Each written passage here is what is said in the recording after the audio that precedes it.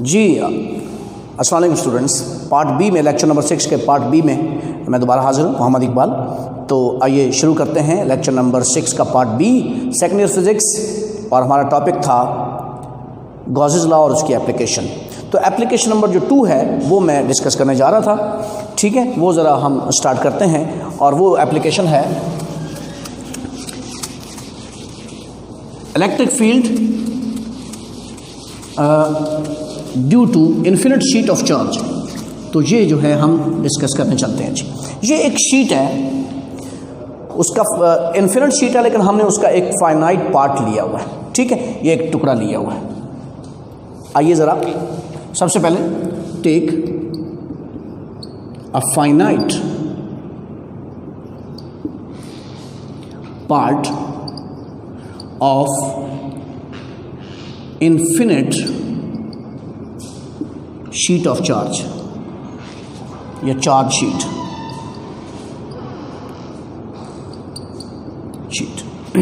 ये शीट है, इसके ऊपर मैंने पॉजिटिव चार्ज शो किया हुआ है। जैसे कि ये पूरी दीवार है, ये चार्ज है, ठीक है, ये पूरा बोर्ड एक शीट है और ये चार्ज है, ठीक है। तो इसके करीब हमने इलेक्ट्रिक फील्ड मालूम करना है, ठीक है। अच्छा, इसके ऊपर जो चार्ज डेंसिटी है वो कितनी है? चार्ज डेंसिटी जो है वो है सिग्मा। ये इसके ऊपर सरफेस चार्ज डेंसिटी है, सिग्मा का ये सिंबल होता है जैसे कि लेटा हुआ 6 हो, ठीक है।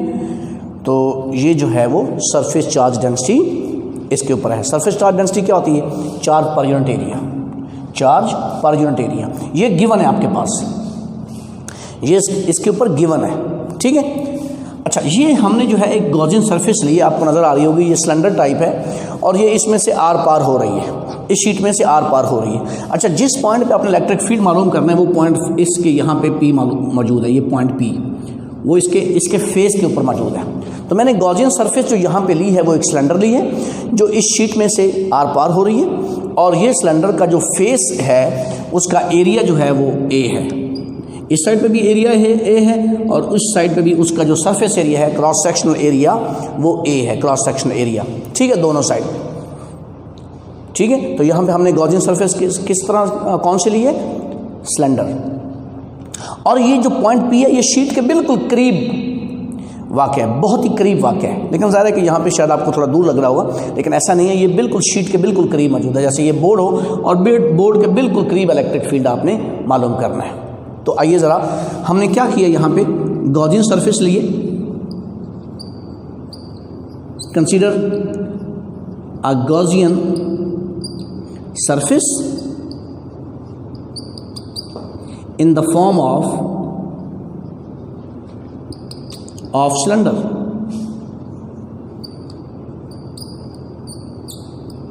in the form of cylinder, इसका जो फेस एरिया है, फेस एरिया वो है आपके पास ए, ठीक हो गया। तो पहला काम ये हो गया कि आपने गॉसियन सरफेस ले ली, और अगला काम क्या होगा? इसके ऊपर चार्ज मालूम करना, ठीक है। इसके ऊपर चार्ज मालूम नहीं करना, इस गॉसियन सरफेस ने कितना चार्ज इनक्लोज किया हुआ है। देखिए, अगर मैं ये इसका एरिया हो ए और ये आपका जो बोर्ड है ये सारा चार्ज हो, मसलन ये चार्ज है, ये चार्ज है, पॉजिटिव चार्ज है इसके ऊपर, ये चार्ज है, और इसकी सरफेस चार्ज डेंसिटी है सिग्मा, और मैं ये जो मार्कर है इसमें से ऐसे पास करता हूँ, तो ये इस चार्ज में से कितना एरिया घेरेगा? ज़ाहिर है कि ए जितना इसका एरिया है इतना एरिया घेर लेगा। तो उस एरिया के अंदर चार्ज कितना आ जाएगा? अगर आपके पास चार्ज डेंसिटी मौजूद है, चार्ज डेंसिटी होती है चार्ज पर यूनिट एरिया, तो अगर आप उस सरफेस चार्ज डेंसिटी को ए से मल्टीप्लाई कर देंगे तो आपके पास charge enclosed by the Gaussian surface आ जाएगा। अब बात समझे मेरी? यहां पे लफ्ज है charge enclosed by the Gaussian surface, ठीक है। यानी इस सिलेंडर ने इस शीट में से कितना चार्ज घेरा हुआ है। तो कितना चार्ज घेरा हुआ है ये कैसे मालूम होगा? अगर वहां पे सरफेस चार्ज डेंसिटी आपको मालूम हो, चार्ज पर यूनिट एरिया मालूम हो, तो आप अपने एरिया को मल्टीप्लाई कर दें, यानी इसके फेस के एरिया को मल्टीप्लाई कर दें, तो आपके पास चार्ज आ जाएगा। ठीक है। यानी अगर आपको पर स्क्वायर सेंटीमीटर आपको चार्ज पता हो तो आपको मैं कहूँ 25 स्क्वायर सेंटीमीटर जो एरिया है उसने कितना चार्ज इनक्लोज किया होगा, तो आप क्या करेंगे, मल्टीप्लाई कर देंगे। ठीक है, तो आइए ज़रा ये दूसरी बात करते हैं। The charge enclosed by the Gaussian surface is, वो होगा Q is equal to sigma into A। Here A area of the face,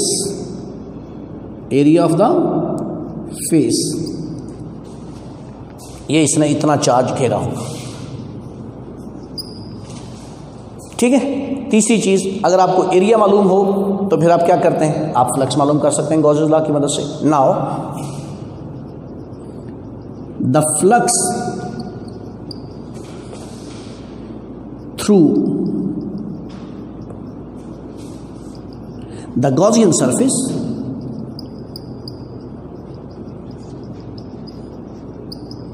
is, वो होगा phi E is equal to 1/ε0 into the charge enclosed by the body, that is 1/ε0 into sigma A।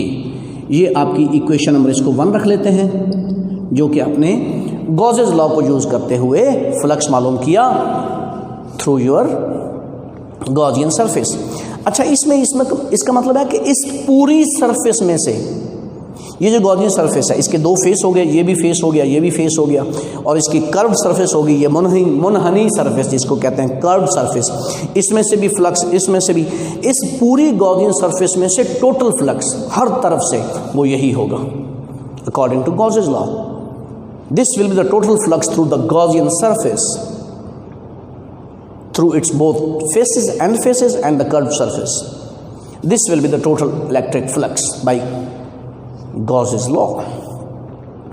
ठीक है, अब हम दूसरा formula use करते हुए electric flux मालूम करते हैं।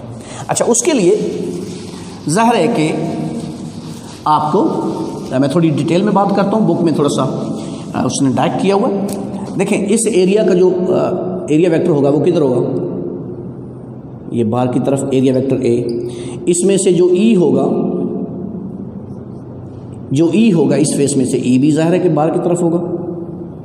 ठीक है, ये भी E भी बाहर की तरफ होगा, क्योंकि नॉर्मली आउटवर्ड होता है शीट में से इलेक्ट्रिक फील्ड। इसी तरह से इस साइड पे भी अगर इसका आप एरिया वेक्टर मालूम करोगे तो एरिया वेक्टर इसका बाहर की तरफ होगा, और जो E होगा वो भी बाहर की तरफ होगा। क्या ख्याल है? ठीक है, और जो कर्व सरफेस है, ये सरफेस तो पैरेलल है, इसमें तो फ्लक्स होना नहीं है। तो अगर इस सरफेस गॉसियन सरफेस में से फ्लक्स होगा तो वो किधर से होगा, वो दोनों इसके एंड फेसेस से होगा। बहरहाल ये जो कर्व सरफेस है इसमें से इसका एरिया वेक्टर किधर होगा, नॉर्मली आउटवर्ड। देखें, नॉर्मली आउटवर्ड, यहाँ पे नॉर्मली आउटवर्ड, ठीक है, यहाँ पे भी नॉर्मली आउटवर्ड। तो इस तरह से इलेक्ट्रिक फील्ड नॉर्मली आउटवर्ड बाहर की तरफ, और जो एरिया वेक्टर होगा वो कर्व सरफेस का किधर होगा, ऊपर की तरफ। तो E S इस तरह और A अपवर्ड, तो ये तो परपेंडिकुलर हो जाएंगे E और A, और अगर थीटा 90 डिग्री हो तो फ्लक्स 0 होता है। तो कहने का मकसद ये है कि ये जो कर्व सरफेस है ये है इलेक्ट्रिक फील्ड के पैरेलल, इसमें से फ्लक्स नहीं होना। सारा फ्लक्स किस में से होना है, दोनों एंड फेसेस में से। तो वो हम मालूम कर लेते हैं। ठीक है, the flux through the curve surface, पहले बात कर लेते हैं। कर्व सरफेस इज 0, क्यों? क्योंकि वो पैरेलल है, पैरेलल सरफेस है। सही है, ये मैं इस तरह से इसको फॉर्म मैथमेटिकली भी कर देता हूँ। Flux is equal to E A cos 90 डिग्री, E A इंटू 0, फ्लक्स 0 हो गया। तो जो कर्व सरफेस है ये वाली, इसमें से फ्लक्स नहीं होना। ठीक है, तो सारा फ्लक्स इसमें से होगा, दोनों एंड फेसेस से। आइए ज़रा वो भी देख लेते हैं।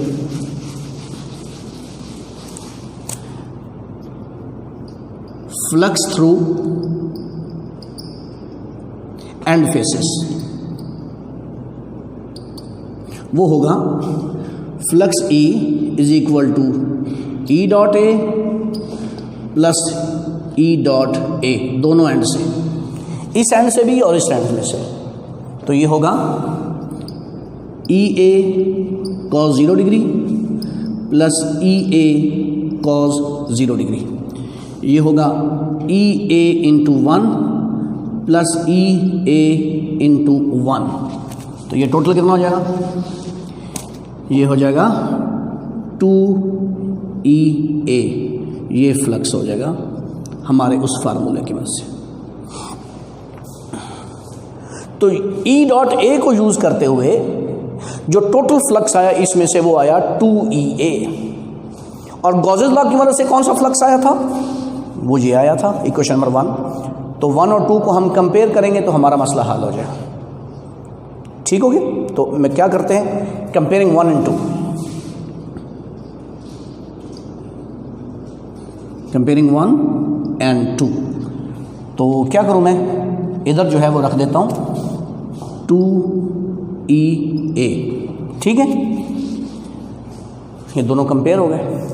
तो यहाँ से क्या होगा, ए से कैंसिल हो जाएगा, तो आपके पास जो E है वो आ जाएगा सिग्मा ओवर 2 एप्सिलॉन नॉट,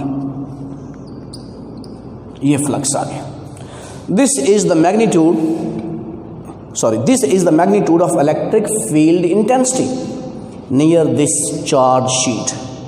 यानी ये पॉइंट P मैंने यहाँ पे लिया था एक बहुत क्लोज इस शीट के, तो उस पॉइंट पर इलेक्ट्रिक फील्ड इंटेंसिटी ये होगी, इसका मैग्नीट्यूड होगा E is equal to sigma over 2 epsilon naught. अच्छा, अगर मैं यूनिट वेक्टर लूँ तो इसका यूनिट वेक्टर कैसे लिया जा सकता है, सॉरी वेक्टर फॉर्म में लूँ तो वेक्टर फॉर्म में आप इसको लिख सकते हैं sigma over 2 epsilon naught into R cap.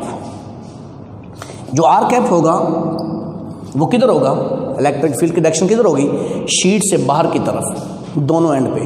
तो इसकी डायरेक्शन होगी इज यूनिट वेक्टर डायरेक्टेड, इसकी डायरेक्शन किधर होगी, normally outward from the sheet.